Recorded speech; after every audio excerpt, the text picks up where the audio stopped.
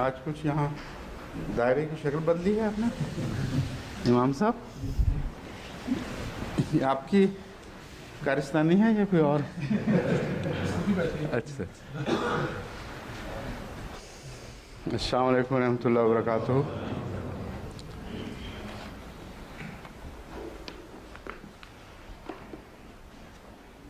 आज 190 आयत से है या उससे पहले जारी? अच्छा,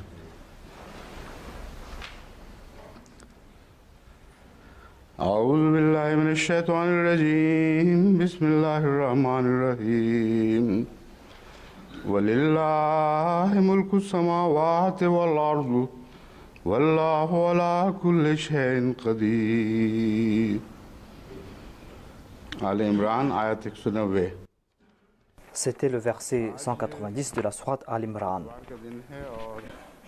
Aujourd'hui, nous sommes dimanche et la moitié du temps de cette session sera consacrée à des questions et à des réponses.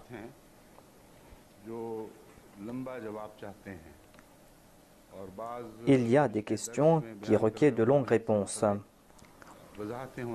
des questions qui concernent des sujets que j'ai évoqués dans les classes précédentes. En raison de ces questions, je constate que certaines personnes sont victimes de certains malentendus. Ainsi, il faudra mettre fin à ces méprises.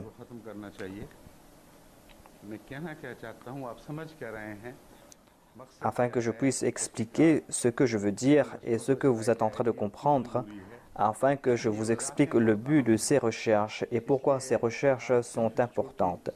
Il est important de présenter tout cela. Ainsi, j'ai cité ce verset afin de profiter de ces bénédictions. Je vais en parler brièvement. Ensuite, je vais me tourner vers ces questions qui ont été soulevées. Il y a aussi quelques points, par exemple, concernant le Japon.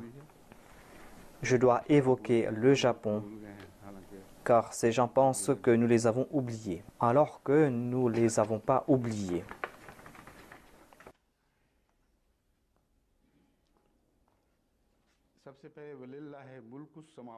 Il y a le verset Walillahi mulku samawati wal ard, verset 190 de la sourate Al-Imran.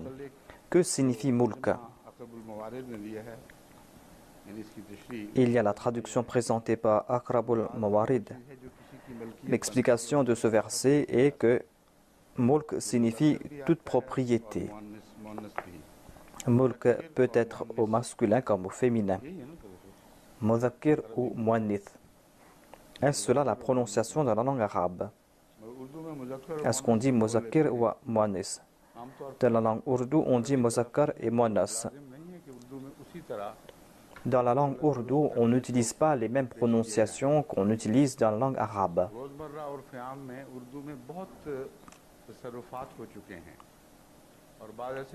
Il y a beaucoup de changements dans la langue ourdou.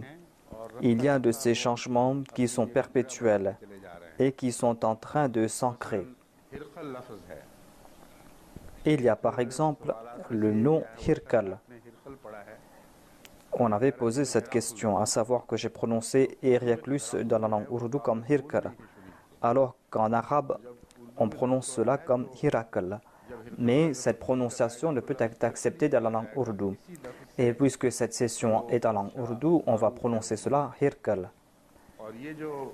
C'est ainsi que l'on prononce le nom de ce grand souverain. Il y a donc ces changements concernant les prononciations et même des hommes de lettres qui insistent sur la qualité de la langue, changent ses prononciations et s'écartent de la langue arabe et insistent sur leur prononciation. Il y a Hafiz Mukhtar Ahmad Saeb. Il prononçait toujours Mublir. Un jour, j'ai eu une longue conversation avec lui. Je lui dis que je sais que vous êtes un grand érudit et vous savez que le mot est Mablar. On ne prononce pas Mublir. Il a déclaré, moi je vais prononcer ce mot Mublir comme je l'ai entendu de mes aïeux. Et il prononçait cela comme Mublir. Ainsi, ceux qui essayent de changer ces prononciations, je leur dis que de ne pas accorder grande importance à ces petites choses. La langue est en changement perpétuel, comme une rivière qui change de direction et qui charrie de la terre et qui en jette. Mais dans un domaine particulier, on doit certainement apporter des corrections. Des fois, en parlant rapidement, on ne prononce pas certains versets du Saint-Coran ou certains mots de certains versets du Saint-Coran. Dans ce cas, il n'y a pas de concession. C'est pour cette raison que si on a commis de telles erreurs, je sais que le mot se prononce ainsi. Certaines personnes me disent que vous aviez bien prononcé ce mot ailleurs, mais après vous l'avez mal prononcé. Ainsi, en ayant bien prononcé ce mot auparavant, des fois par la suite, je commets une erreur. Des fois, la personne qui entend mal elle aussi. Et des fois, lorsque j'ai la gorge sèche, je désire dire quelque chose que j'ai à l'esprit, mais je n'arrive pas à le faire. Mais ce n'est pas là une excuse. En tout cas, nous ne devons pas laisser passer une seule erreur concernant la prononciation de certains mots du Saint-Coran.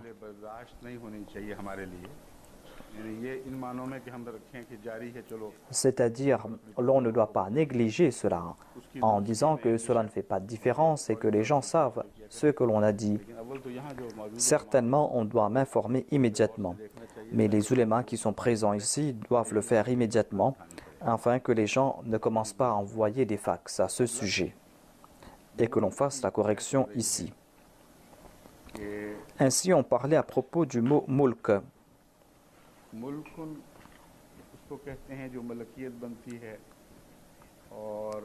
Mulk signifie propriété et imlak est dérivé de mulk.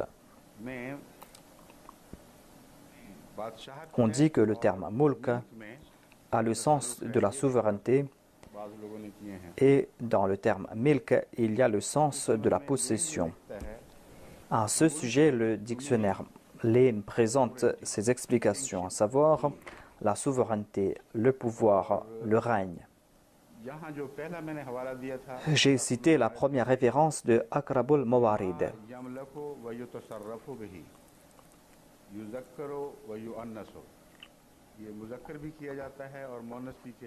C'est-à-dire que le mot peut être utilisé au masculin et au féminin. Veuillez vérifier les dictionnaires ourdou par précaution.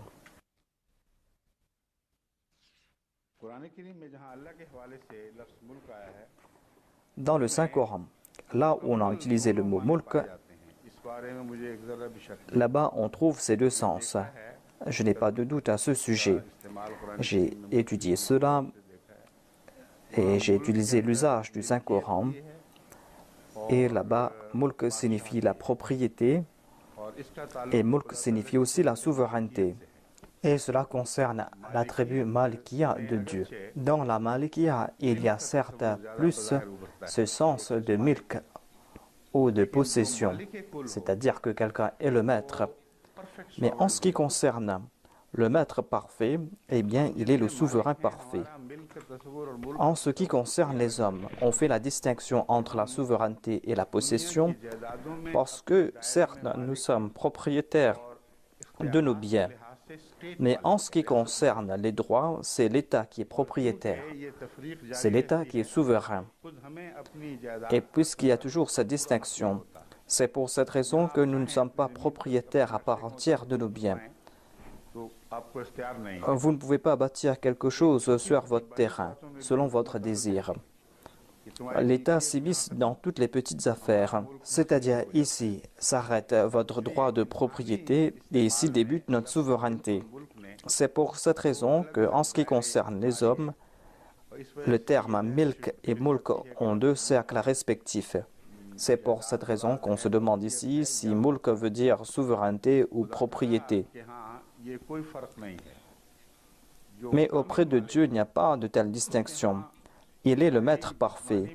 Il n'y a pas de distinction auprès de lui. Il n'y a pas cette distinction de possession matérielle et de souveraineté concernant les droits. Ainsi, quand le Saint-Coran utilise le terme mulk, quel que soit le sens, vous devez comprendre qu'ici, on est en train de présenter le maître parfait. सियासी तसर्रुफात हैं वो भी उसी के होते हैं। Et il est aussi le maître dans le domaine de la politique. À lui appartient aussi la propriété économique. Et c'est lui aussi qui gère les autres aspects de la possession. Par exemple, concernant l'héritage. Ici, ce n'est pas la peine de discuter concernant ce terme mulk. Le terme mulk signifie tout auprès de Dieu. Cela concerne les termes mulk, milk et le droit de possession.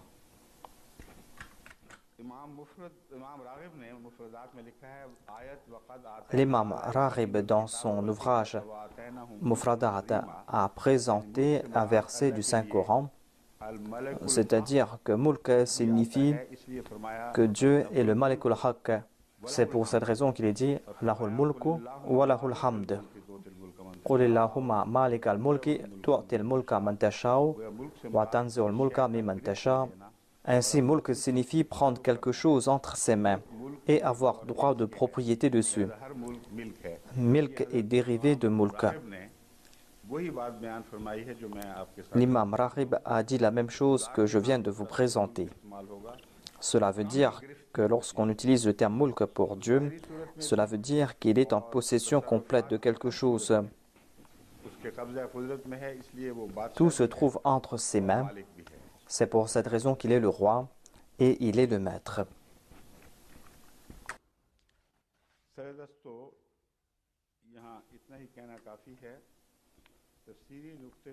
Il suffit de dire ceci et je vais voir s'il y a des points importants concernant les commentaires.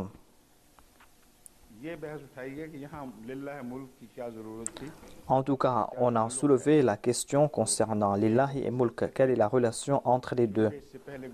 Un commentateur déclare que puisqu'auparavant on a soulevé la question de Dieu, à savoir qu'il est pauvre et que les autres sont riches, à savoir qui est pauvre et qui est riche, c'est pour cette raison qu'on a présenté ces faits, à savoir que c'est à Allah qu'appartient tout.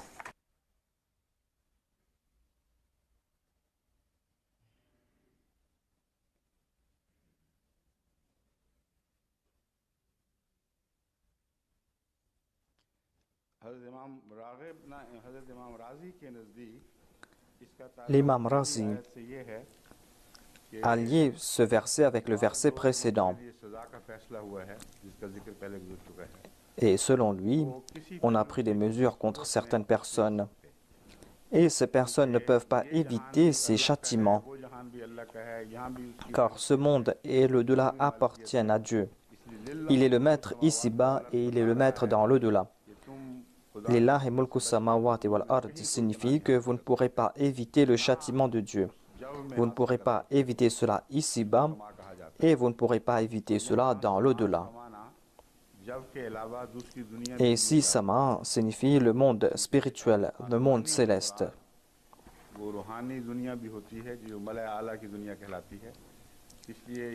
Le monde céleste signifie le monde spirituel. Donc, il veut dire que vous ne pourrez pas éviter ce châtiment ici-bas et vous ne pourrez pas éviter cela dans l'au-delà.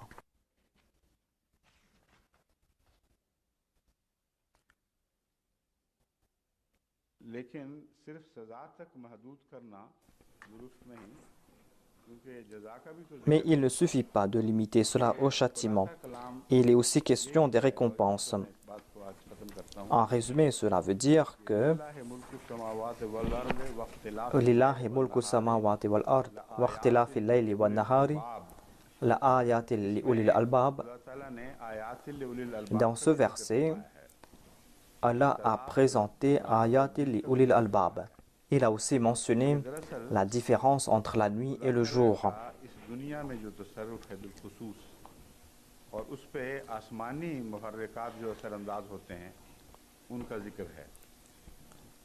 Dieu est en train de mentionner les choses qui concernent ce monde et le ciel.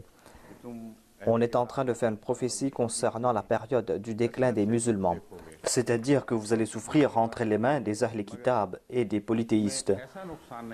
Mais ils ne pourront pas arrêter votre triomphe suprême. Ce triomphe vous appartient, tel est votre décret. Certainement, vous allez remporter la victoire. Voilà le sujet qui a été évoqué ici.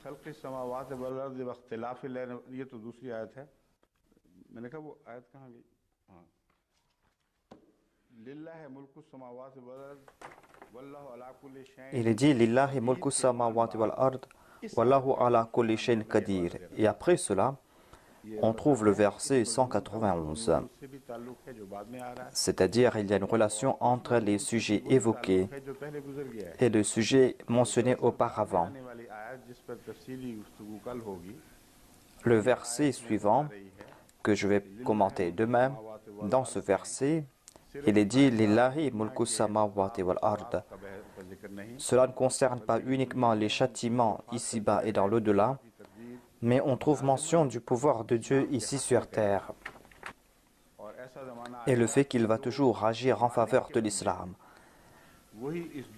Et un temps viendra lorsque le maître des vrais serviteurs seront les maîtres sur terre et ils seront les représentants du maître.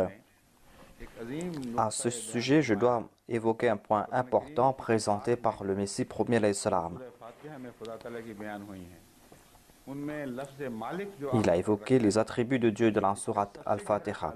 Il dit que parmi les attributs de Dieu, Al-Malik est mentionné en dernier dans la sourate Al-Fatiha. Et cet attribut a une grande relation avec le saint prophète, sallallahu alayhi wa sallam. C'est le saint prophète qui manifeste à la perfection cet attribut. Dans la Bible, on trouve mention de cette prophétie ou concernant la parabole du jardinier. On trouve mention du maître et cela s'est réalisé avec l'avènement du saint prophète Mohammed sallallahu alayhi wa sallam. Voilà la souveraineté qui a été évoquée ici. C'est lui le représentant du maître. Et vous avez eu une victoire temporaire sur lui. Et vous êtes en train de dépasser les limites dans vos invectives. Mais n'oubliez pas que c'est Allah qui est le maître et il va montrer cela ici sur terre. Il va expliquer cela clairement, à savoir à qui appartient la souveraineté et à qui appartiendra la souveraineté en fin de compte. C'est une grande prophétie concernant la victoire finale de l'islam. Et ce sujet a été soulevé dans le verset suivant. Mais il n'est pas faux de dire que l'on trouve mention des récompenses ici-bas et dans l'au-delà. La relation a été évoquée avec la sourate Al-Fatiha et il y a des prophéties dans les évangiles à propos du saint prophète Mohammed sallallahu alayhi wa sallam. C'est une période que l'on va voir à l'avenir et cette période a débuté à notre époque devant nos yeux. Cela a débuté avec le Messie premier alayhi salam et à l'époque du Musleh Maud, on voyait le début de cette période. Hadrat Musleh Maud a déclaré que c'est l'heure des batailles en faveur de l'islam. Moi, j'ai lancé ces batailles, mais c'est Allah qui sait quand viendra la victoire. Cette période préliminaire a débuté jusqu'à l'époque du Musleh Maud, du deuxième calife. Le Messie premier a évoqué ce sujet dans un de ses ouvrages et cela est en accord avec le point que je suis en train de présenter. Ainsi, n'ayez pas de malentendu à ce sujet. Ne croyez pas que tout a été accompli à l'époque du Messie premier N'ayez pas de malentendu. Le Messie premier a déclaré clairement que mon avènement sera inconnu pour un certain temps. Tel est le décret de Dieu. Et un temps viendra quand je serai sur ce minaret blanc, un minaret blanc que tout le monde va voir. Et les gens vont me reconnaître avec des signes clairs. Alhamdulillah, nous sommes entrés dans cette période qui a été prophétisée. C'est une période qui a été décrétée. Inch'Allah, je vais parler à ce sujet demain et maintenant je vais répondre à quelques questions qui ont été posées.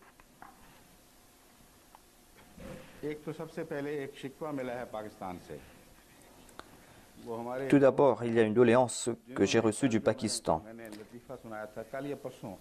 Hier, j'ai évoqué une plaisanterie, ou avant-hier peut-être. Un ami a présenté ses doléances à ce sujet. Je disais donc que dans notre pays, il y a cette habitude infâme que l'on fait de certains peuples le symbole de certains mots, ou l'on fait de certains peuples le symbole de certaines actions. Cette habitude se trouve surtout dans la société agricole du Pendjab. Ce mal existe là-bas, à savoir qu'on attribue chaque sottise à des djullarons, à un peuple particulier. Et lorsqu'il y a quelque chose qui a trait à la religion, on attribue cela à des Sikhs. Ce sont des sottises qui ont été condamnées par l'islam. Mais puisqu'on attribue cette plaisanterie à un djullaha, et tout le monde sait à qui s'applique cette plaisanterie, si j'avais enlevé ce mot là-bas, je n'aurais rien pu faire. Au contraire, j'ai présenté cette plaisanterie, mais ensuite, j'ai présenté mon point de vue personnel en me basant sur le Saint-Coran. Dans ces pays où l'on est en train d'humilier certains groupes ethniques, des groupes ethniques qui font progresser le pays, eh bien ces mêmes pays vont tomber en décadence en fin de compte. Ainsi, on doit comprendre ce secret et mettre fin à ces différences entre groupes ethniques et entre peuples. Au lieu d'accepter ce message, quelqu'un qui appartient à ce peuple et dont le cœur est meurtri a écrit en disant que les propriétaires terriens, les agriculteurs autour de moi sont en train de se moquer davantage de moi. Matin et soir, ils me tourmentent et se moquent de moi en disant « Voilà, le calife a fait cette plaisanterie et s'est moqué de vous. » C'est là un crime, c'est-à-dire de placer vos crimes sur mes épaules. J'ai dit ouvertement que cela va à l'encontre des versets du Saint-Coran. Maintenant, je vais vous présenter certains faits. Nous disons être les descendants des Mongols, mais le Messie promet l'Islam a déclaré que nous sommes des descendants des Persans. Certainement, les Mongols ont occupé l'Iran pour une certaine période. Et ces deux points de vue peuvent être justes. Mais le Messie premier l'Islam a déclaré que, en fait, nous avons commis une erreur. Nous sommes des descendants des Persans, ont porté le titre Beg. Moi, je croyais que les Mongols étaient une caste de gens nobles. Certains d'entre nous se sont mariés avec des Pashtuns, certains d'entre nous se sont mariés avec des Sayyid. Ma mère était Sayyid, la mère de Hadrat Muslim Maud était Sayyid. Ma sœur s'est mariée avec des Chaudhry. Afin de consoler cette personne, je lui dis que j'ai vu que parmi ces personnes que l'on considère comme nobles, il y a des personnes indignes. Même parmi ces personnes que l'on dit nobles, il y a certains qui sont des ignobles. Ce sont des personnes qui sont des exemples de l'indignité dans leur société. Parmi les Mongols, on trouve des sots. Parmi les Sayyids aussi, on trouve des sots. Et parmi les autres peuples aussi, on en trouve. Lorsque ces personnes sont coupables de ces sottises, on attribue cela à leur personne, en disant que cette personne est sotte. Maintenant, si par hasard, un djullaha ou une personne appartenant à notre peuple commet une même sottise, on va dire que c'est le peuple tout entier qui est indigne. Ce sont là des infamies. Et si l'on trouve cela parmi les Ahmadis, ce sera là un très grand péché. Car le saint prophète, sallallahu alayhi wa sallam, dans son sermon d'adieu, a foulé des pieds de tels propos et de telles infamies. Si le saint prophète Mohammed sallallahu alayhi wa sallam a rejeté ces faits, et si on laisse cela grandir dans nos cœurs, eh bien ce sera un cœur ignoble. Ce ne seront pas ces autres peuples qui seront ignobles, mais ce sera ce cœur qui est ignoble, ce cœur qui nourrit ces concepts qui ont été rejetés par le saint prophète Mohammed sallallahu alayhi wa sallam. Ainsi, je présente mes excuses et je dis que je voulais dissiper de tels concepts. Mais puisque cette blague est très connue, c'est pour cette raison que je ne pourrais pas cacher ce nom. C'était pour cette raison que j'ai mentionné le nom de ce peuple pour ensuite condamner de telles pratiques. Et parmi ces castes que l'on considère comme inférieures, j'ai vu des personnes de grande noblesse, des personnes qui possèdent de grandes qualités, des personnes muttaqi, des gens qui craignent Dieu, des gens cultivés et éclairés. On voit cela partout. Cela a trait à ce verset que je vais commenter après. Mais puisque j'ai reçu cette doléance, c'est pour cette raison que j'ai voulu dissiper cela. Demain, Inch'Allah, je vais soulever cette question si le besoin se fait sentir.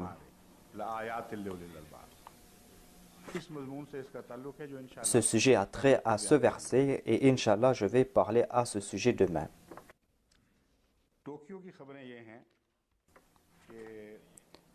On a reçu des nouvelles de Tokyo.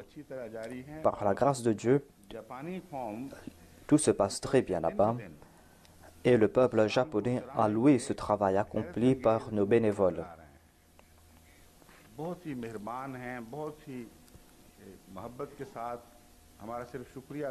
C'est un peuple très aimable. Et ils ne se contentent pas de nous remercier, mais ils le font aussi dans la pratique et nous aident aussi. C'est là une qualité du peuple japonais. C'est un peuple qui possède de grandes qualités, mais leur culture et leur amabilité est superficielle et n'est pas enracinée en la personne de Dieu. Nous devons faire en sorte que ces qualités soient permanentes. Et pour cela, nous devons attirer leur attention vers Dieu. Car on ne voit pas de relation personnelle entre leur personne et Dieu. Ils disent avoir des relations avec des esprits ou avec leur roi. Ils attribuent des qualités divines à leur roi,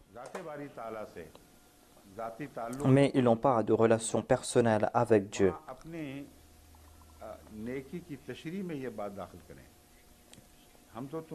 Certainement, expliquez cela à ces personnes en disant que nous sommes des gens ordinaires. Au contraire, comparé à votre peuple, nous sommes des centaines d'années en arrière. Mais quelqu'un a pris cette même terre et cette personne a transformé cette terre en or. Ainsi, de l'argile, on a fait sortir de l'or. Et les qualités que vous êtes en train de témoigner en vous sont basées sur les enseignements du Saint-Coran et les enseignements du Saint-Prophète sallallahu alayhi wa sallam. C'est en raison de leur bénédiction spirituelle que vous voyez en nous ces grands changements spirituels. Je ne veux pas prêcher ce message à tout le monde, mais vous devez faire comprendre cela. Et si vous voyez que quelqu'un est prêt à accepter ce message, eh bien, avec amour, vous devez présenter ce message. Dans le rapport que l'on a reçu, il est dit que la chaîne de télé TBS a fait des interviews avec certains de nos bénévoles qui étaient présents dans notre camp. Il y avait un député, M. Satisuki, qui est venu nous visiter là-bas. Ce député était très content, sa femme l'avait accompagné. Il y a une compagnie japonaise, un certain monsieur Willa.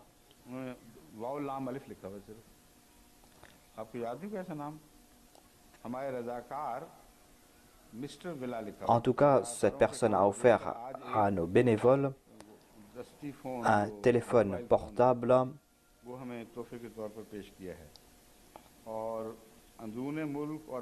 Grâce à ce téléphone, ils pourront faire des appels à l'intérieur du Japon et à l'extérieur du Japon, et cela gratuitement. Ensuite, la compagnie Shell a offert gratuitement du carburant à nos bénévoles. Tous véhicules des bénévoles Ahmadis pourront se présenter et prendre du carburant gratuitement. Voilà donc leur reconnaissance. Au Pakistan, lorsqu'on rend des services humanitaires, les mollahs viennent là-bas en disant qu'il est interdit de prendre des services de ces Ahmadis. Les Ahmadis sont tabassés et ces médecins qui ont quitté leur travail pour servir l'humanité, on leur intente des procès qui peuvent conduire à la mort, en disant que lui qui était en train d'aider les malades du Pakistan, il a porté atteinte à l'honneur du saint prophète. C'est-à-dire que cela n'est pas en accord avec ce que faisait le saint prophète. Le comportement de ces mollahs n'est certainement pas en accord avec la nature du saint prophète Mohammed sallallahu alayhi wa sallam. Mais nous avons tout appris du saint prophète sallallahu alayhi wa sallam. C'est lui qui brille partout. Mais on intente des procès contre ces médecins ahmadis en disant qu'ils doivent être condamnés à mort parce qu'ils ont outragé le saint prophète Mohammed sallallahu alayhi wa sallam. Le crime est que ces médecins sont partis voir ces malades pour s'occuper d'eux gratuitement. Est-ce cela l'islam, disent les mollahs. Mais voyez ce qui se passe au Japon.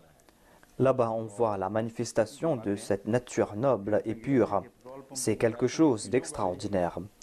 Cette compagnie a donné des directives que l'on doit offrir gratuitement de l'essence aux Ahmadis. Et voyez à quel point ils ont confiance dans les Ahmadis.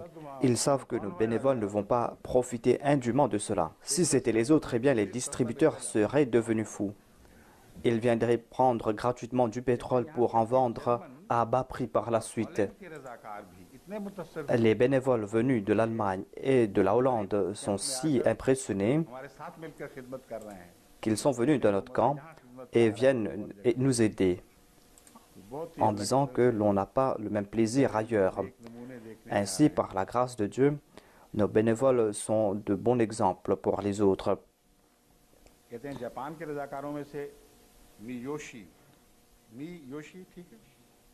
Parmi les bénévoles japonais, il y a un certain Miyoshi qui est en train de travailler d'arrache-pied et il est maintenant le deuxième responsable de notre camp.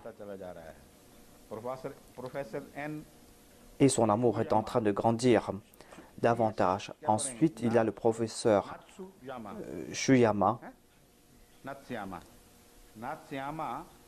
Natsuyama, je pense.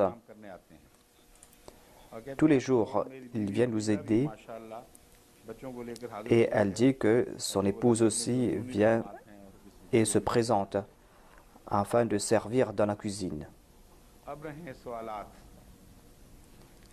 Maintenant, on va se tourner vers les questions.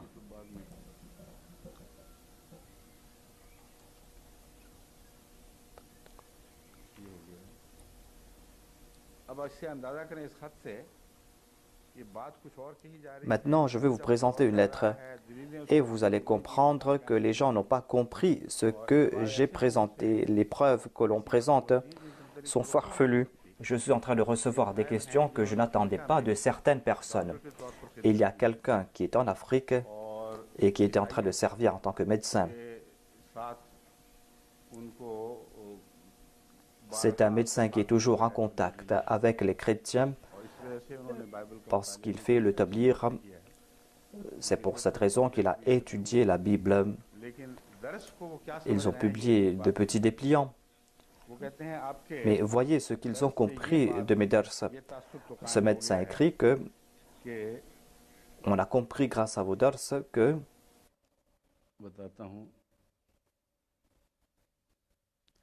on a compris qu'aucun prophète ne peut être tué. Quand est-ce que j'ai dit cela? Moi-même, je n'ai pas dit cela. Le Messie premier l'Islam n'a pas dit cela. Même ces faits qui n'ont pas été évoqués dans les fictions l'ont déplu. Mais ici, on ne trouve même pas cela dans l'histoire du monde. J'ai déjà présenté les écrits du Messie premier l'Islam. Il a déclaré qu'il n'est pas impossible qu'un prophète soit tué. Mais on n'a pas de preuve certaine qu'un prophète a été tué. Jusqu'à présent, nous n'avons pas reçu d'informations à ce sujet. En dépit de cette explication, cette personne a présenté ses références.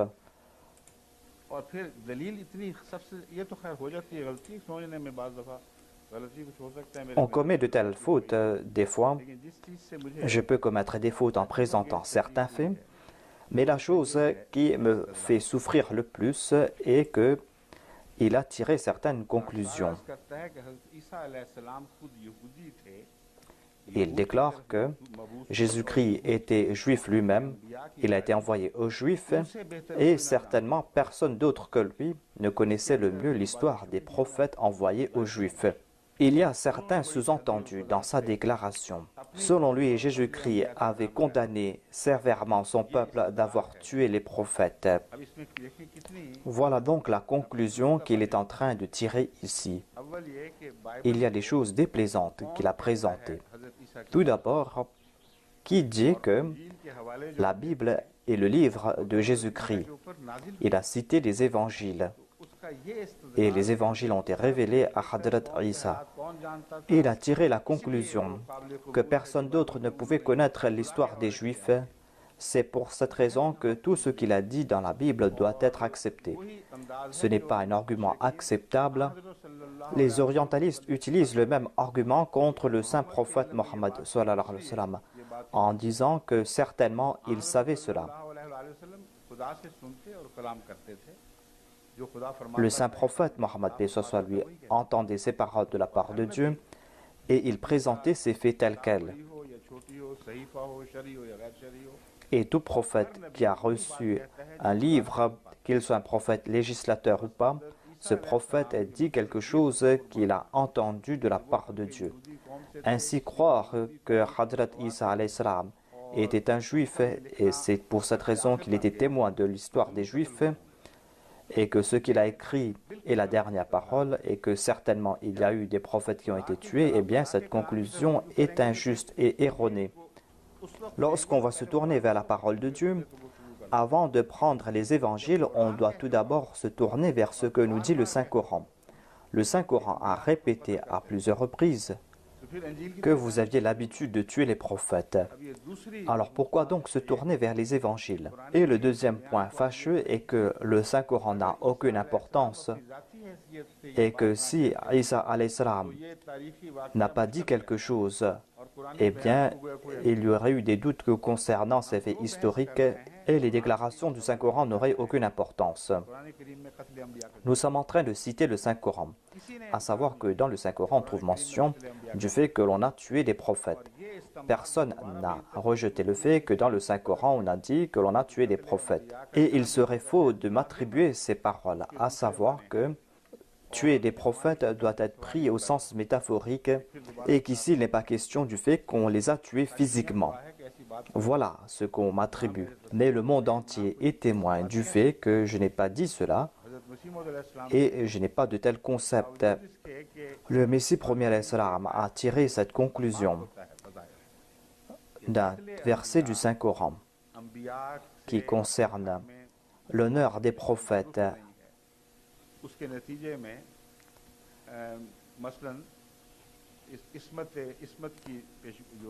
Il y a par exemple ce verset qui concerne l'honneur des prophètes. وَلَوْ تَقَوَّلَ عَلَيْنَا بَعْضَ الْأَقَاوِيلِ لَأَخَذْنَا مِنْهُ بِالْيَمِينِ ثُمَّ لَقَطَعْنَا مِنْهُ الْوَتِينَ فَمَا مِنْكُمْ مِنْ أَحَدٍ عَنْهُ عَاجِزِينَ. C'est un verset très connu. Et on tire cette conclusion que le saint prophète Mohammed, paix soit sur lui, s'il avait attribué une fausse parole à Dieu, eh bien, certainement, il serait tué. Puisqu'il n'a pas été tué, cela prouve qu'il est un vrai prophète. À la lumière de cela et d'un autre verset du Saint-Coran, dans lequel Allah déclare « Wa ma Muhammadun illa rasoul kad khalat min qablihi rusul afa imata aw qutila in qalabtum ala aqabikum » à savoir qu'il est un prophète de Dieu. Il est un prophète et il a atteint l'apogée du statut de prophète.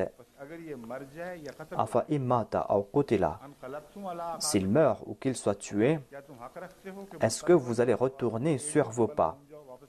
Est-ce que vous serez des renégats? Est-ce que vous allez retourner sur vos pas? Dans ces deux versets, apparemment, il y a une différence. Le Messie premier alayhi salam a présenté une explication sublime à ce sujet et il a mis fin à cette contradiction. Son point de vue est que, à la lumière de ce dernier verset que j'ai cité, il n'est pas impossible qu'un prophète soit tué.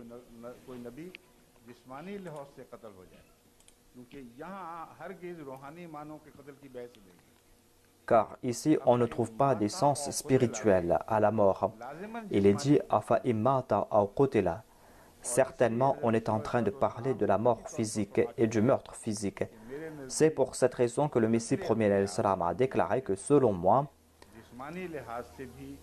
il n'est pas impossible à la lumière du Saint-Coran que certains prophètes soient tués. On ne peut pas rejeter ce fait. Mais après avoir dit cela dans une autre déclaration et dans une référence que j'ai citée auparavant, il a déclaré aussi qu'on n'a pas de preuve certaine qu'un prophète a été tué.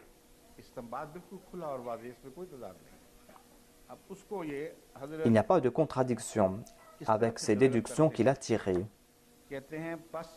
Ensuite, cette personne a développé son argument en disant que le Messie premier alayhi salam a déclaré qu'on n'a pas de certitude qu'un prophète a été tué. Il a dit que les conclusions que vous êtes en train de tirer, vous, ne sont pas justes, car l'inexistence d'une connaissance ne signifie pas que cette chose n'existe pas. C'est quelque chose qu'on nous a enseigné au cours de la première année à la Jamia. C'est une loi internationale, à savoir que ne pas connaître quelque chose ne signifie pas que cette chose n'existe pas. Il déclare que puisqu'on n'a pas cette connaissance, c'est pour cette raison que certainement Hadrat Zakaria a été tué. Cette personne a utilisé dans le sens contraire cette phrase qui a été présentée auparavant. L'absence de connaissance ne signifie pas que cet objet n'existe pas. Il est erroné de dire que puisqu'on n'a pas cette connaissance, cela veut dire que cet objet ou cette chose n'existe pas. Mais si l'on dit et que l'on insiste qu'on n'a pas de preuve qu'un prophète quelconque a été tué, mais qu'ensuite on insiste que cela prouve qu'un prophète a été tué, est-ce pas cela une contradiction? On est en train de présenter des faits illogiques. Et j'ai reçu d'autres lettres à ce sujet. J'ai reçu d'autres lettres qui ont cité les ouvrages du Messie premier alayhi salam, et ce sont des références que j'ai demandées à Maulvi Dos Mohammed Sahib. J'ai étudié tout cela avant de dars, j'ai médité à ce sujet et je vous ai présenté cette conclusion présentée dans les écrits du Messie premier alayhi salam. J'étais contraint de vous présenter cela. Certaines personnes aiment à chercher des contradictions entre un calife et le calife précédent, de chercher des contradictions entre le calife et le prophète de l'époque, de chercher des contradictions entre les prophètes et de chercher des contradictions entre ce que dit le prophète et Allah. C'est un sujet très important et vous devez me faire des rappels à ce sujet. À la fin, je vais dire quelque chose à ce sujet afin de protéger la Jamaat de ces maladies internes et afin de les avertir à ce sujet. J'ai médité sur la nature humaine et j'ai étudié ce sujet qui est très important. Et il est important d'expliquer cela. Regardez ce qu'ont fait les pères amis, ceux qui se sont écartés du califat au sein de la communauté Ahmadiyya. Ils ont passé toute leur vie à chercher les contradictions entre le Messie promis et le deuxième calife de la communauté Ahmadiyya. Si certains ulémas vont adopter cette voie, eh bien il n'y aura pas grande différence entre eux et ceux qui se sont écartés de la communauté Ahmadiyya. Et certainement un jour ils vont critiquer le Saint-Coran. C'est pour cette raison qu'il est important d'expliquer cela. Je ne suis pas en train de le faire par colère, mais puisque je suis en train de voir les germes de cette maladie, pas dans toutes ces questions, mais dans certaines. Il y a un nombre de ces questions que l'on présente et qui sont imbues de taqwa. On récite Subhanallah en présentant ces questions. On présente ces questions parce qu'on a des appréhensions. Et ces questions présentent les attributs des questions posées par le prophète Abraham. Ainsi, il y a deux types d'appréhension dans certains cœurs. Il y a tout d'abord l'exemple du prophète Abraham, qui a reçu une réponse. Allah lui a demandé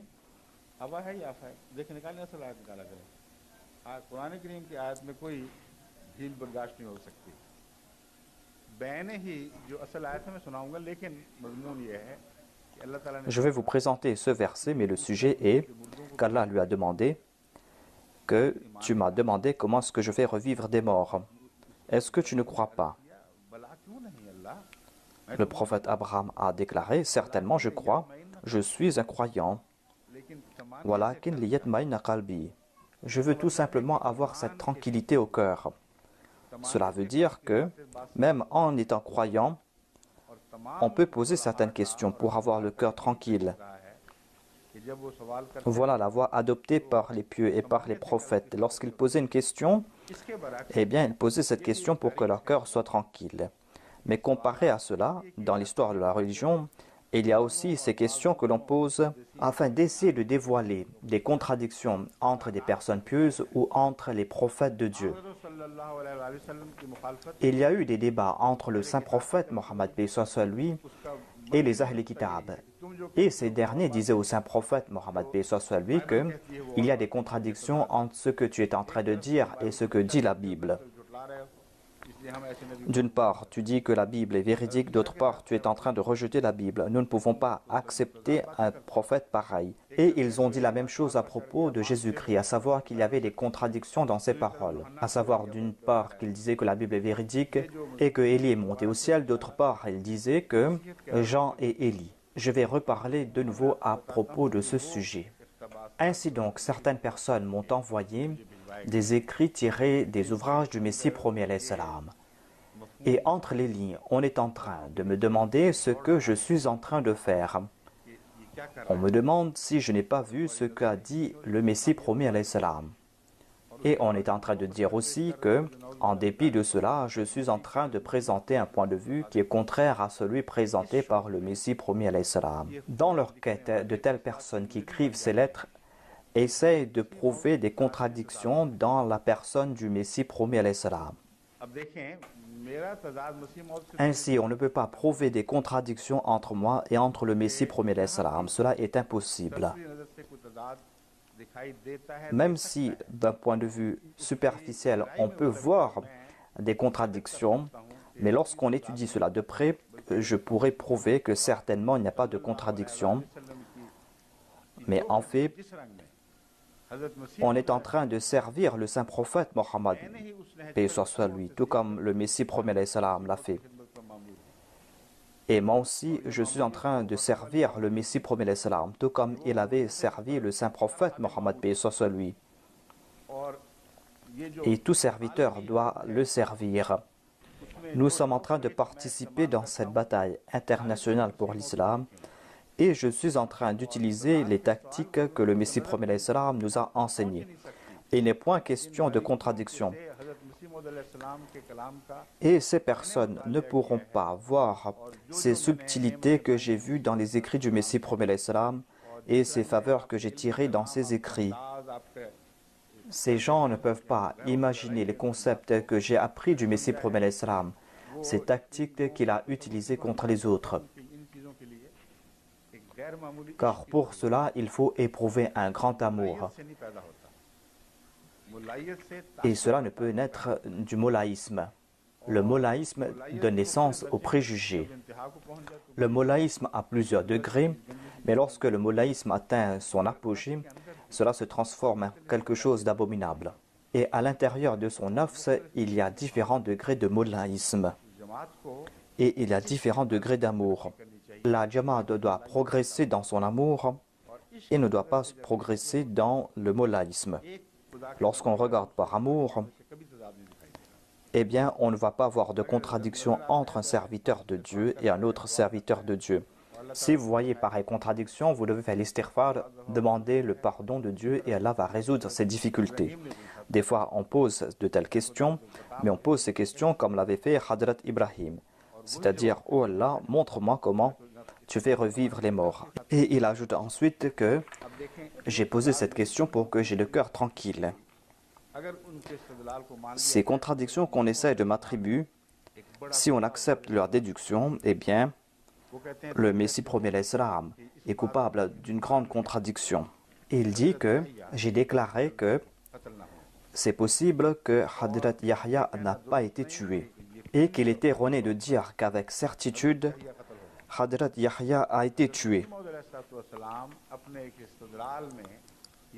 Le Messie premier alayhi salam a présenté sa déduction et il a déclaré que il y a une relation entre moi et Hadrat Sayyid Ahmad qui m'a précédé le Messie premier alayhi salam déclare que il y a cette relation entre Hadrat Sayyid qui m'a précédé et moi. Et on voit la même relation entre le Messie, Jésus et Hadrat Yahya. Le fait que tous deux soient tués démontre qu'il y a des similarités. La personne qui a écrit déclare que voilà ce qu'a dit le Messie premier alayhi salam et comment puis-je dire moi qu'il n'y a pas de preuve que Hadrat Yahya a été tué. Mais le Messie premier alayhi salam a aussi déclaré qu'on n'a pas de preuve certaine qu'un prophète a été tué. On n'a pas de preuve à ce sujet. Est-ce qu'il y a des contradictions là?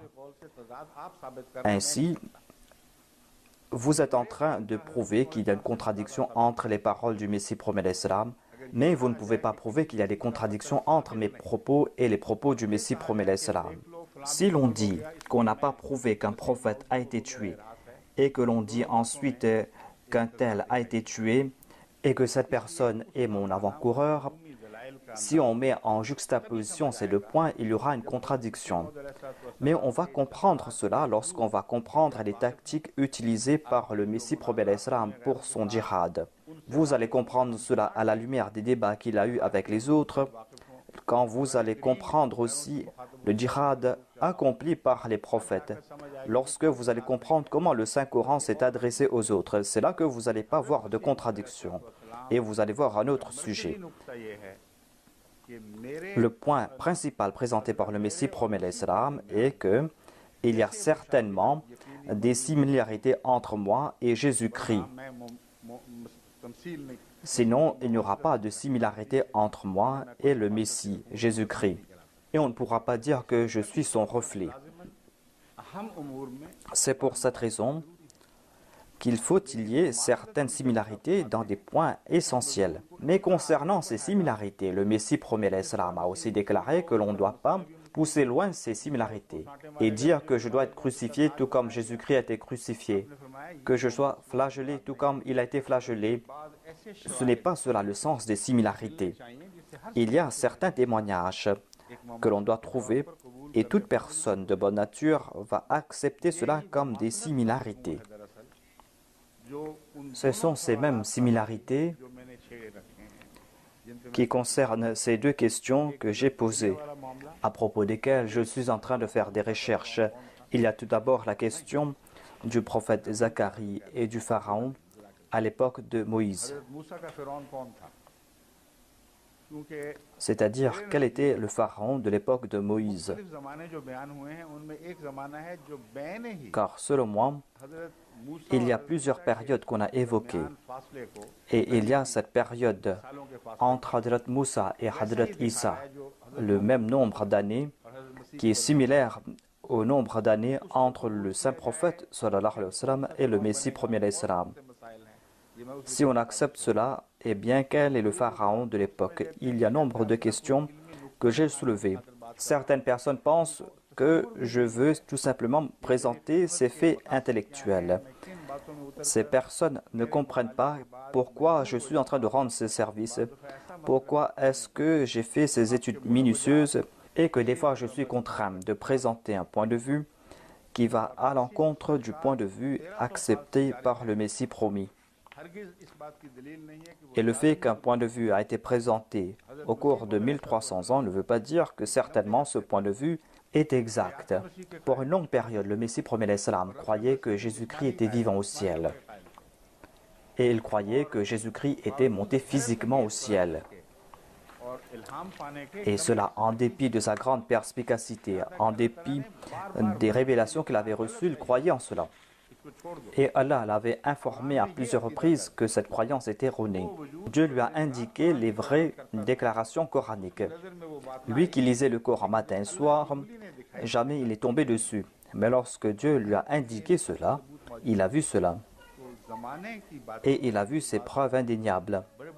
Ces faits colportés à l'époque rend oublieux des fois des muttaqis, des grands amis de Dieu.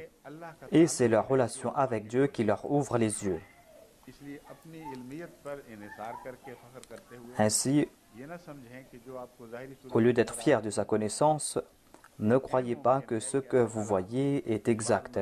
Il se peut que Dieu veut lever le voile sur certains sujets et qu'il veut nous faire voir une nouvelle période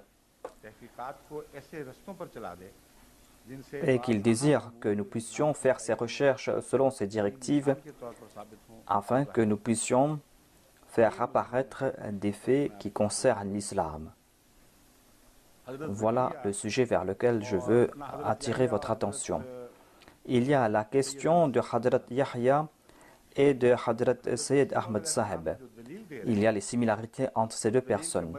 Le Messie premier nous présente cet argument et le point central est qu'il y a une similarité. S'il a été prouvé, tout comme on voit cette plausibilité que Hadrat Yahya, Jean, n'a pas été tué, si cela a été prouvé, et le Messie premier a déjà déclaré qu'on n'a pas prouvé sans l'ombre d'un doute qu'un prophète a été tué auparavant, eh bien, dans ce cas, il y aura contradiction. Cet argument va tomber à l'eau, car d'une part, l'on va prouver que Hadrat Yahya n'a pas été tué, alors que d'autre part, l'on a compris ou on a prouvé que Hadrat Sayyid Ahmad Sahib a été tué. Voilà la contradiction en raison duquel j'ai fait des recherches et j'ai demandé aux autres de faire des recherches et on ne peut pas m'attribuer un point de vue. Sinon, pourquoi est-ce que j'aurais fait de telles recherches?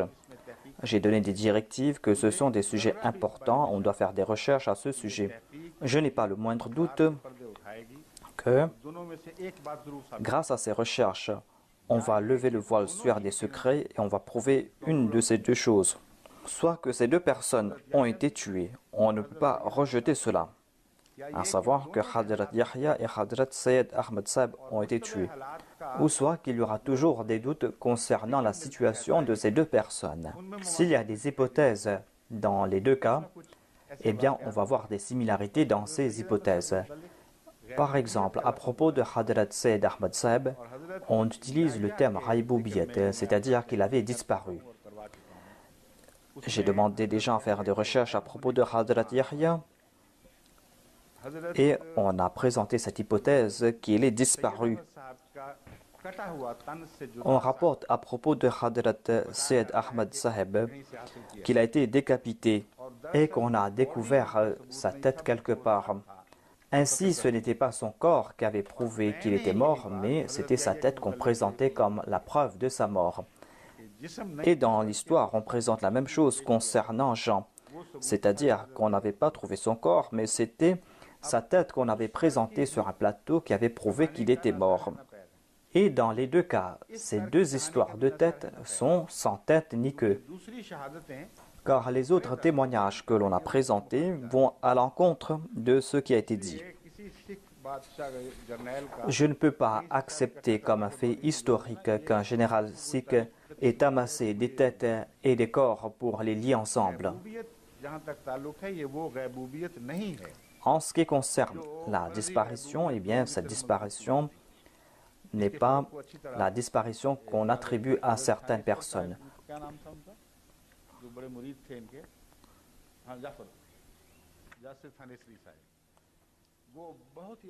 Hadrat Ahmad Sayyid Sahib avait un disciple qui l'aimait beaucoup.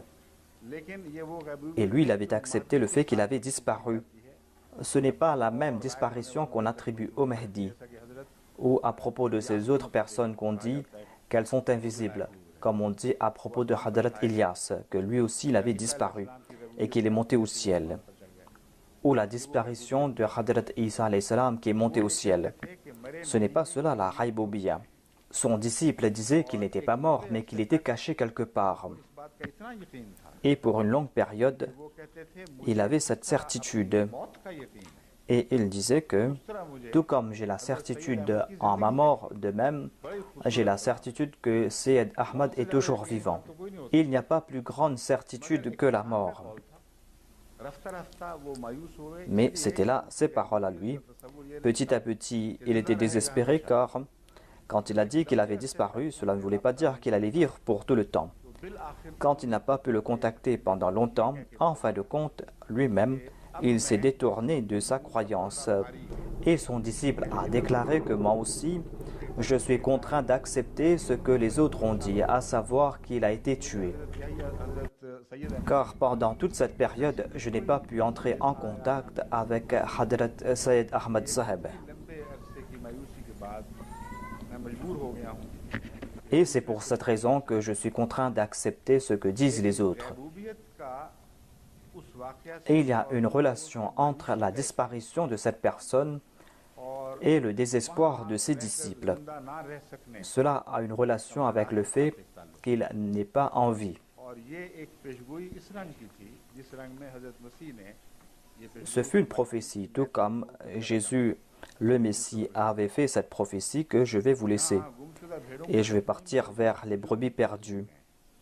Et Hadrat Yahya, quant à lui, il est parti ailleurs.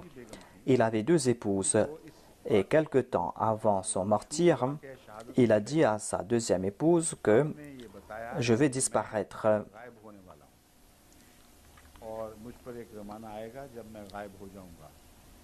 Un temps viendra lorsque je vais disparaître. Le témoignage de sa femme est présent. C'est pour cette raison que les gens ont cette croyance. Il y a certains Ahmadis qui veulent faire ces recherches. Quelqu'un m'a envoyé quelque chose à ce sujet.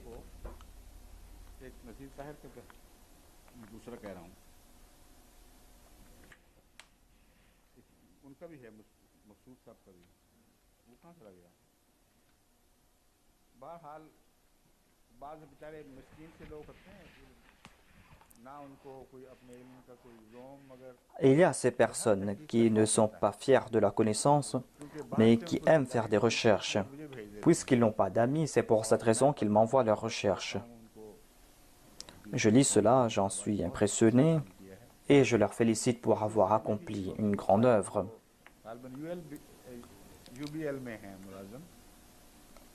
Il y a M. Maqsoud Saheb qui travaille pour une compagnie qui m'a envoyé un article qu'il a écrit à propos de Hadrat Yahya. Et il m'a dit que j'ai peur des mollahs, c'est pour cette raison que je vous envoie cet article. Et il a présenté des points très intéressants. J'ai lu cela après le dars et je peux vous présenter certains de ces points.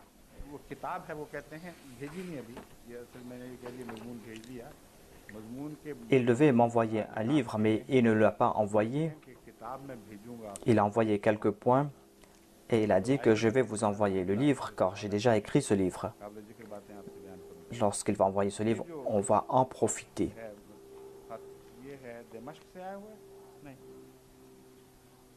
Il y a une lettre venue de Damas, je pense. Le docteur Nasir Tahir de Rochester écrit que j'ai un livre dans lequel on trouve des détails concernant Hadrat Sayyid Ahmad. Il a évoqué quelques vers d'un poème composé par Maulana Yahya Ali Azimabadi. Il a répété ces vers en éloge de Hadrat Sayyid Ahmad. Dans ces vers, il demande à Hadrat Sayyid Ahmad quand il reviendra.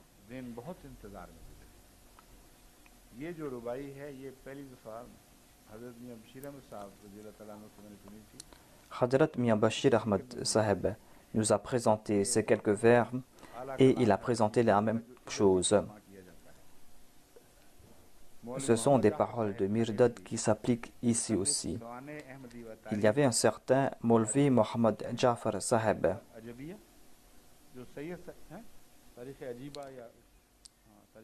qui était un disciple de Hadrat Sayyid Saheb. Il était un très grand disciple de Hadrat Sayyid Ahmad et il a écrit à une autre personne dans laquelle il a dit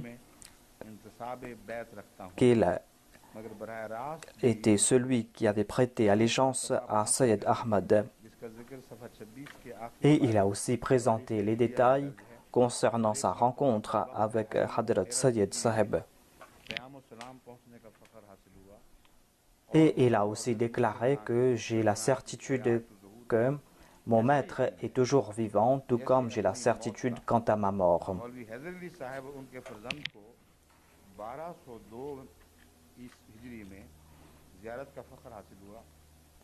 Le fils de Maulvi Haydar Ali Saheb a eu l'occasion de le rencontrer en l'an 1202 après l'Hégire. लिखते हैं ये माह फरवरी 1892 का खत है Et il écrit que cette lettre date de février 1892. वालिद मरहूम ने बसनत सही हजरत मौलाना मुजफ्फर Hussain Et le rapporteur déclare que j'ai entendu 10 points de la bouche de Sayyid Saheb. जिनमें से 9 पूरी हो चुकी हैं और एक बाकी है यानी आपकी Et 9 de ces points se sont réalisés.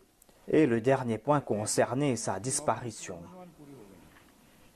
Il a déclaré que les 9 points évoqués auparavant ont été accomplis et que moi-même j'ai entendu ce dernier point, à savoir qu'en fin de compte, il va disparaître. वालिद साहब मरहूम ने हजरत Deoband Et le rapporteur déclare aussi que nombre de personnes ont accepté le fait que Hadrat Sayyid Saheb avait fait des prophéties à ce sujet. साहब ने इस किस्म की पेशगोइयां फरमाई हैं लेकिन वकू में अब तक इश्तिबाह है यानी Mais il y a toujours des doutes concernant ces faits. लेकिन वकू के बारे में C'est-à-dire, c'est sûr et certain qu'il avait fait des prophéties, mais on ne sait pas si ces prophéties se sont réalisées. सवान अहमदी में Le Maulvi Mohammad Jafar Saheb, dans son ouvrage Sawani Ahmadi, a présenté cette lettre ऐसी भी बहुत रवायतें हैं कि इस वाकया बालाकोट के et il déclare qu'il y a nombre de ces récits के रफीकों को देखा et que nombre de personnes ont vu ou ont entendu à ce propos. Et certes, depuis le premier jour, il y a eu des dissensions concernant la disparition ou la mort de Hadrat Sayyid Saheb. अब बोध ज़माना के सबब जो Mais puisque maintenant nous nous sommes éloignés de cette période खुद ब खुद या गैबूबत है et maintenant on doit rejeter ce fait, à savoir qu'il a disparu, गैबूबत ख्याल गैबूबत les gens ont abandonné cette croyance qu'il a disparu ou qu'il est invisible. छोटी बीवी साहिबा जिनसे Hadrat Sayyid Saheb avait dit à sa deuxième épouse, avant la bataille de Balakot, qu'il allait disparaître. आपकी गैबूबत Et la plupart des proches de Sayyid Saheb acceptaient ce fait qu'il allait disparaître. Mais la plupart des gens du Pendjab et de l'Inde croient qu'il est tombé en martyr. Ainsi donc, on est en train de présenter des hypothèses, il n'est pas question ici de certitude. S'il a été prouvé que Hadrat Yahya, Jean, n'a pas été tué, mais qu'il y a des doutes à ce sujet, et que l'on trouve des similarités entre cette situation hypothétique et la situation hypothétique de Hadrat Sayyid Saheb, eh bien cela ne va pas aller à l'encontre du point de vue du Messie premier l'Islam. Au contraire, cela va le soutenir. ये उसकी ताईद में एक शहादत होगी कि अगर कत्ल हुआ Et cela va soutenir le point premier du Messie premier l'Islam, à savoir que même si tous deux ont été tués, eh bien il y aura des similarités. Si tous deux n'ont pas été tués, eh bien il y aura toujours des similarités. Voilà donc la preuve présentée par le Messie premier l'Islam. La similarité, c'est que ces deux personnes étaient des précurseurs. Les autres faits sont des faits secondaires. तहरीर की मुखालफत नहीं वरना Ces personnes ne pensent pas que लफ्जों को पढ़ेंगे तो फिर on n'est pas en train de contredire les écrits du Messie premier l'Islam. Si on va prendre cela au pied de la lettre, vous allez voir que le Messie premier l'Islam est en train de se contredire lui-même. Le Messie premier l'Islam est ce général victorieux qui a été placé par Dieu. आपके जो हरबे थे Et il a utilisé des stratégies pour accomplir son djihad. उनसे लाइल्मी के नतीजे में C'est en ignorant ces faits que certains non-Ahmadis बाद अपने se sont égarés. Mais il y a même certains Ahmadis qui ne comprennent pas ces faits. Et c'est pour cette raison qu'on voit la Jamaat des Lahori. Le Messie premier l'Islam a présenté des explications différentes concernant la Nubuwa. ऐसे बारीक C'était des points très subtils, des sens très subtils, एक शोशे का भी कोई इख्तलाफ नहीं मगर et il n'y a pas quand même des contradictions entre ces déclarations. Mais toute une Jamaat présente देख लो मिर्जा Mahmood certains écrits du Messie premier l'Islam en disant que, voyez, il y a des contradictions entre Mirza Mahmoud et le Messie promis. खलीफतुल मसीह सानी Alors que les arguments présentés par le deuxième calife sont basés sur des faits subtils,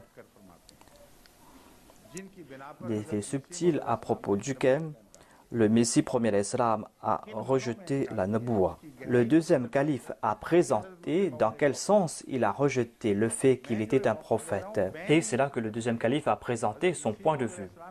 Moi aussi, je suis en train d'adopter la même méthode afin de soutenir le Messie promis à l'Islam.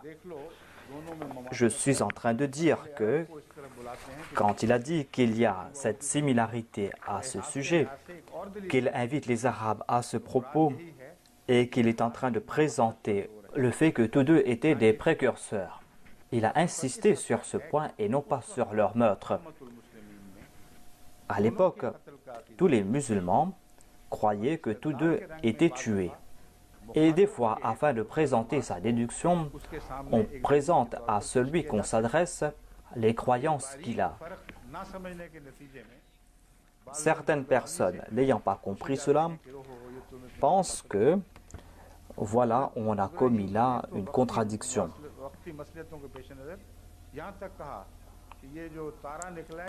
Le prophèt Abraham a aussi déclaré que cette étoile qui est sortie est peut-être mon Dieu. Na'udhu min dhalik, est-ce qu'on peut dire qu'il était temporairement un polythéiste? C'était là son argumentation. Il disait que acceptons de fait qu'il soit notre Seigneur. Ainsi, afin de rejeter les croyances de l'autre, on présente ces croyances comme si on accepte ces faits, afin d'atteindre un objectif. Mais ici, le fait est tout autre. À l'époque du Messie premier à l'Islam, les faits qu'on connaissait à propos de Hadrat Yahya ou à propos de Sayyid Ahmad, dans la plupart des cas, on croyait que tous deux avaient été tués, tous deux sont tombés en martyr. À savoir que Jean-Baptiste est tombé en martyr et Hadrat Sayyid Ahmad est tombé en martyr. Et il a utilisé cela comme argument, mais cela ne veut point dire que selon le Messie premier l'Islam, certainement Jean-Baptiste a été tué, alors qu'ailleurs il dit avec certitude qu'on n'a pas de preuve qu'un prophète quelconque a été tué. Voilà ce que je suis en train d'expliquer. C'est-à-dire qu'on doit méditer sur ces points subtils. Il y a plusieurs hypothèses et le Messie premier l'Islam a lancé cette guerre et il a utilisé plusieurs arguments pour nous faire comprendre le sens de la Naboua, de la mort de Jésus-Christ, pour nous faire comprendre aussi sa véridicité. Et certaines personnes voient des contradictions en cela et présentent des ouvrages concernant les contradictions du Messie premier l'Islam. Ces contradictions ne vont pas vous abandonner, car c'est un signe d'une maladie très grave. La personne que Dieu a choisie comme calife après le Messie premier l'Islam, même si cette personne n'a pas grande connaissance, jamais cette personne ne pourra aller à l'encontre des objectifs du Messie premier l'Islam. Il ne pourra pas, afin de faire valoir sa connaissance, dire que Na'udhu billah, le Messie premier l'Islam a commis une erreur et moi je suis en train de dire la vérité. Ce sont des pensées maudites. C'est le résultat de manque de connaissance. C'est un reflet de la maladie que l'on a en son fort intérieur. Lorsque cette maladie s'aggrave, eh bien, on commence à rejeter les prophètes. Le Saint-Coran a évoqué ce sujet en disant que ces personnes qui font la distinction entre Allah et ses prophètes, et Dieu a émis des avertissements à l'encontre de telles personnes. Qui est celui qui va faire la différence entre Allah et ses prophètes? C'est celui qui va dire que ce prophète est en train de contredire les paroles de Dieu. Et dans le même contexte, Allah déclare qu'il y a aussi d'autres personnes qui font ces distinctions entre les prophètes. Ces personnes aussi sont des ignorants et des injustes. Cet état des choses va durer jusqu'à la fin des temps. Les fiéfiés mécréants agissent ainsi et les hypocrites aussi agissent ainsi. Et quant à ceux qui ne sont pas des hypocrites, mais qui ont une connaissance superficielle et qui pensent être de grands érudits, même ces personnes commettent de telles fautes. Ce n'est pas en raison de leur hypocrisie, mais en raison de leur égocentrisme. C'est pour cette raison que ces personnes s'égarent. Mais il y a aussi des muttaqis, des personnes qui craignent Dieu, des personnes qui sont humbles. Lorsqu'apparemment ces personnes voient une contradiction, ces personnes font l'istighfar et implorent l'aide de Dieu. Et Dieu lui-même leur fait comprendre ces sujets difficiles. Ou si ces personnes pensent que peut-être que l'autre a mal compris ce point, avec grande humilité, ces personnes attirent l'attention de celui qui est concerné en disant « Regardez aussi cet aspect.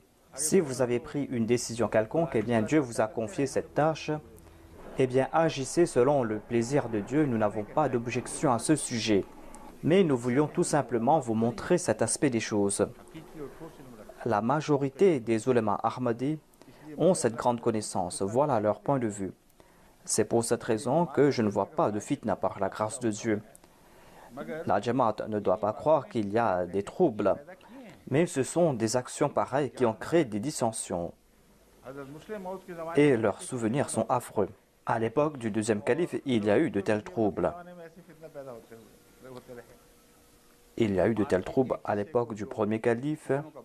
Il y a une partie de la Jamaat qui était parmi les fauteurs de troubles, et Allah les a coupés. Mais il y a certaines personnes qui n'ont pas grande connaissance, qui sont partis eux aussi, et qui ont subi ces pertes. À l'époque du deuxième calife, je me souviens que, dans certains cas, le deuxième calife présentait un point, et certains types d'ulémas, on les voyait à l'époque. C'était des personnes qui partageaient les mêmes pensées et qui se réunissaient quelque part. Ils avaient des réunions à la maison en disant « Voyez ce qui a été dit dans le sermon aujourd'hui. Ce sont des propos erronés. Le Messie promis disait ceci, le musulman Maud est en train de dire cela. Que doit-on accepter ?» C'est ainsi que ces personnes amplifiaient toute l'affaire. Ceux qui ont grandi à Qadian savaient qu'il y avait de tels groupes. Et ces groupes ont dit qu'ils sont en train de défendre la vérité. Il y a ces groupes qui disent qu'ils sont en quête de la vérité. Il y a eu de tels groupes aussi à Rabwa. Et de nombreuses personnes ont subi des pertes. Cela s'est passé aussi à l'époque du troisième calife. Lorsque le troisième calife présentait un point quelconque, un point important, et qui apparemment contredisait les points de vue acceptés, au lieu de comprendre ces points et de comprendre aussi que la personne que Dieu a été choisie par Dieu ne va pas présenter ces points sans raison valable et qu'il veut protéger les intérêts supérieurs, au lieu de comprendre son but, ces personnes commentent sur ses propos et se réunissent pour commenter sur ses propos. Ils se mettent en contact les uns avec les autres. Ils partent dans cette maison, dans l'autre maison, et disent « Voyez un peu ce qu'on a dit aujourd'hui, ce que le troisième calife a dit aujourd'hui. » D'une part, ils disent le troisième calife, d'autre part, ils lui ont prêté allégeance, mais d'autre part, ils font des commentaires sur ses propos. Et cela mène jusqu'à l'hypocrisie.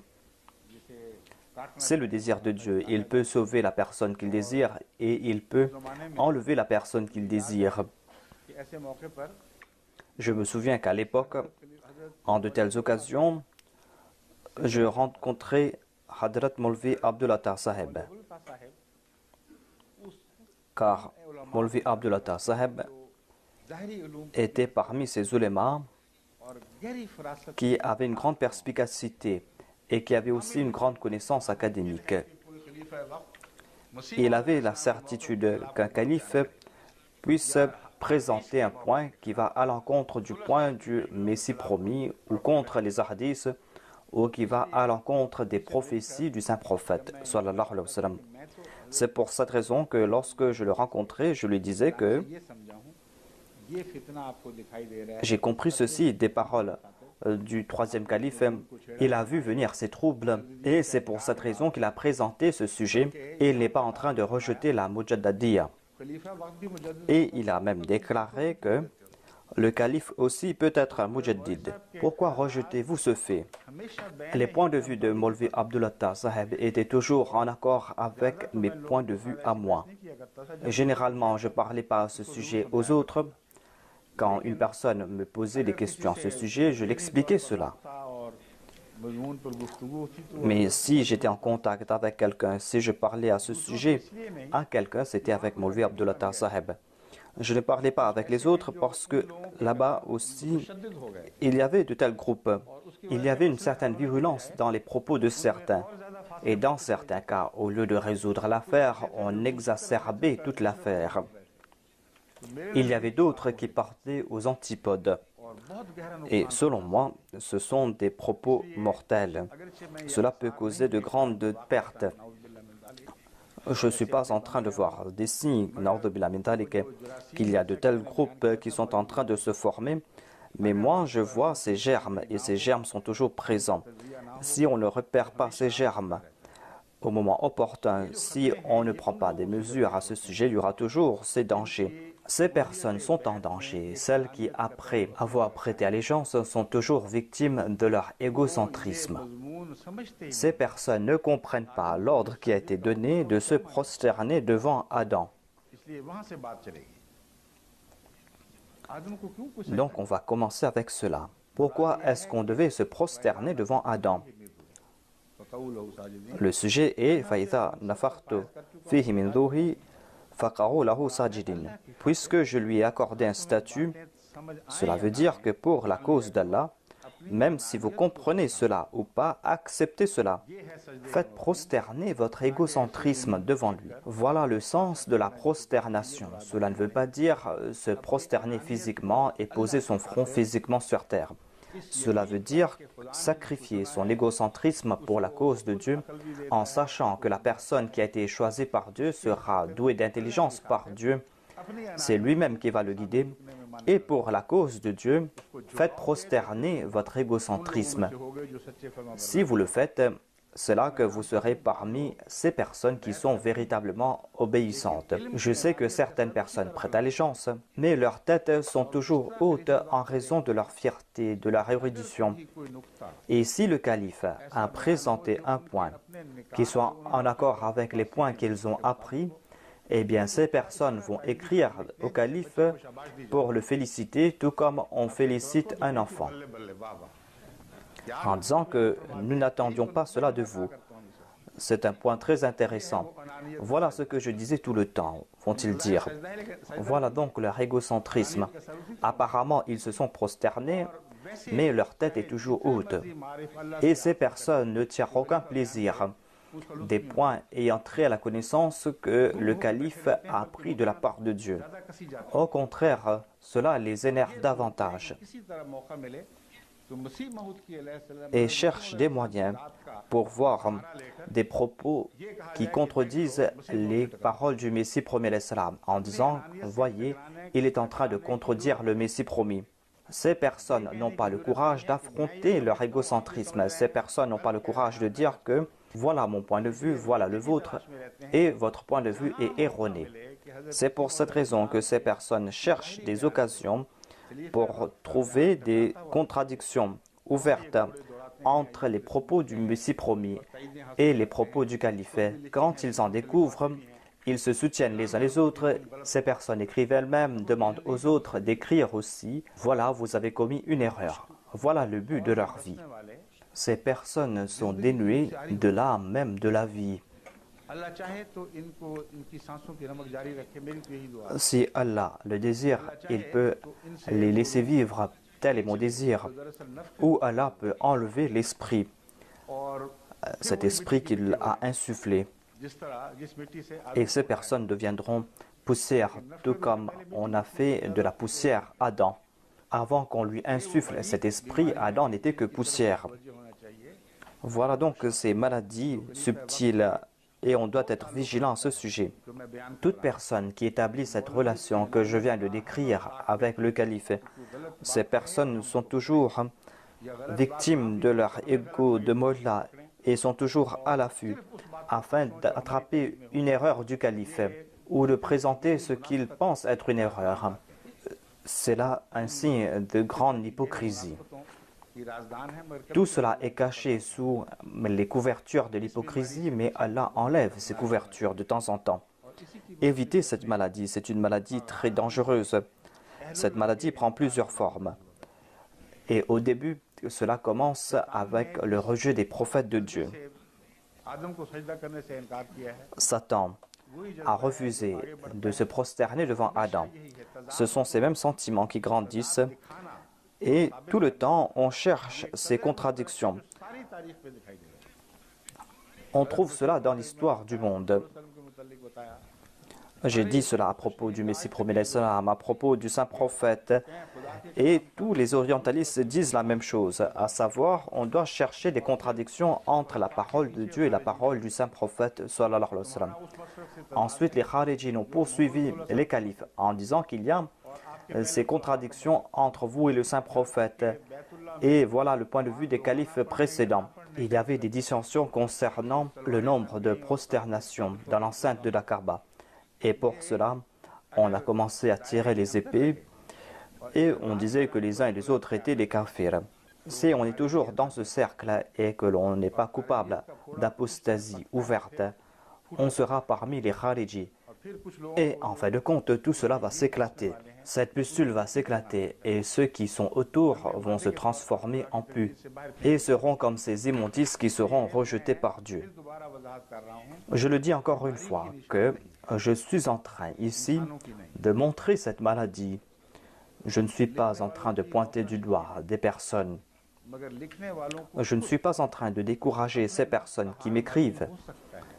Mais ceux qui m'écrivent peuvent connaître leur état intérieur. Si ces personnes font leur analyse de la manière dont je l'ai expliqué, le Saint-Coran déclare à ce sujet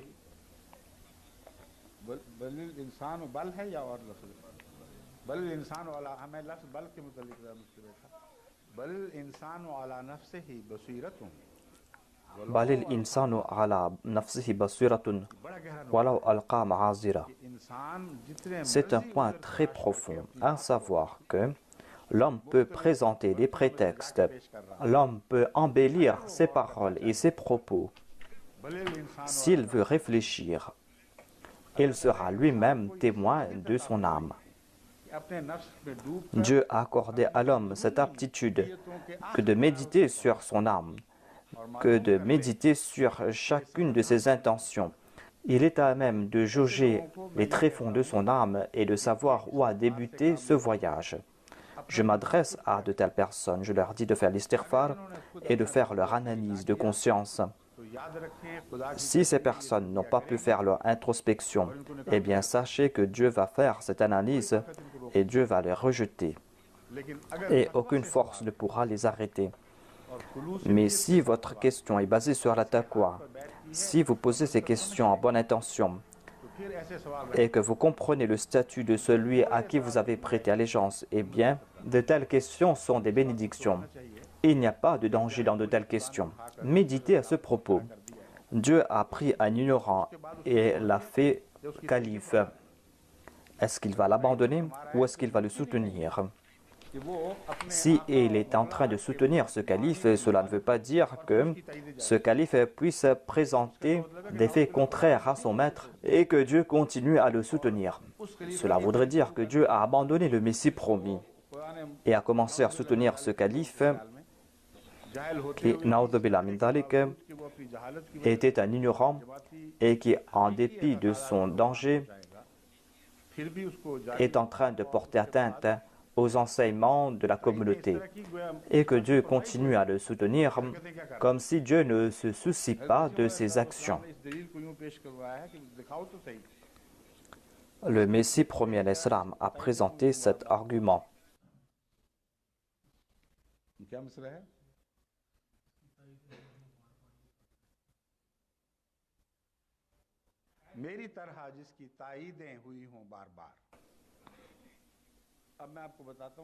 Présentez quelqu'un qui est soutenu comme moi j'ai été soutenu. Je vais vous présenter une prophétie faite par le deuxième calife.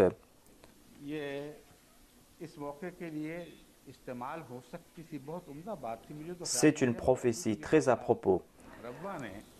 C'est M. Abdus Sami Khan de Rabwa qui, sous l'influence de cette étude internationale du Coran, a envoyé une prophétie qui vient soutenir ce point de vue que je viens de présenter. C'est-à-dire que si vous avez prêté allégeance à un calife, eh bien vous avez bien fait. C'est Dieu qui a choisi ce calife. Qu'il soit faible, qu'il soit un incapable, Certainement, Dieu a un sens de l'honneur pour son choix. Il va protéger son choix. Et certainement, il va réduire à néant ses opposants. Toutes ces prises de position qui est basée sur l'opposition est comme cet arbre qui n'a pas de soutien. Cet arbre sera déraciné et cet arbre ne sera pas soutenu. Voilà un avertissement que je suis en train de présenter. Certainement, je reçois des différences d'opinion sincères et ce n'est pas là une réaction à cela. Et je ne suis pas en train d'annoncer cela contre une personne particulière, que cette personne est hypocrite. Cette personne connaît son état mieux que moi. J'ai présenté le principe, c'est-à-dire comment reconnaître cela. Ensuite, cela sera entre Dieu et lui. Moi, je vais m'écarter de cela. Écoutez cela. Le 7 janvier 1938, pour la première fois, on a utilisé des haut-parleurs de la mosquée Aqsa à Qadian. Le 7 janvier 1938, on a utilisé les haut-parleurs et c'était un très grand événement. Et le deuxième calife a prononcé son sermon. Moi, j'avais 10 ans à l'époque. J'étais né en 1928. J'étais né vers la fin de 1938. Dans son sermon, le deuxième calife a déclaré que ce jour est très proche lorsqu'une personne va s'asseoir quelque part et pourra tenir une classe pour s'adresser au monde entier. Moi qui étais un enfant ignorant à l'époque, j'étais présent là-bas. Je ne pouvais pas imaginer cela, que je serais ce garçon qui un jour va être la réalisation de cette prophétie. Le deuxième calife déclare que la situation ne nous le permet pas aujourd'hui. Nous n'avons pas les moyens maintenant. Il y a aussi ce manque de savoir qui nous entrave la voie. Mais si toutes ces difficultés disparaissent et de la manière dont Allah veut nous faire progresser, la vitesse qu'il est en train de nous faire progresser, on doit comprendre grâce à cela que la grâce de Dieu est proche et un temps viendra où toutes ces difficultés vont disparaître et il sera possible que de Qadian, on commence à faire des cours sur le Coran et les hadiths et que les gens de Java, de l'Amérique, de l'Angleterre, de la France et de l'Allemagne et de l'Australie, de la Hongrie et des gens qui habitent dans les pays arabes, de l'Iran et de l'Égypte et dans tout le monde entier puissent chez eux écouter cela grâce à des appareils sans fil. Voilà comment Dieu est en train de montrer ces signes. Pourquoi donc avoir des doutes? Pourquoi détruire sa vie dans l'au-delà?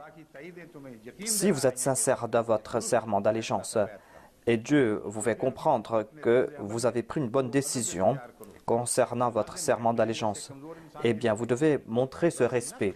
Pas de respect envers moi qui suis faible, mais respecter cet esprit qui a été insufflé. Car quand Dieu choisit quelqu'un comme calife,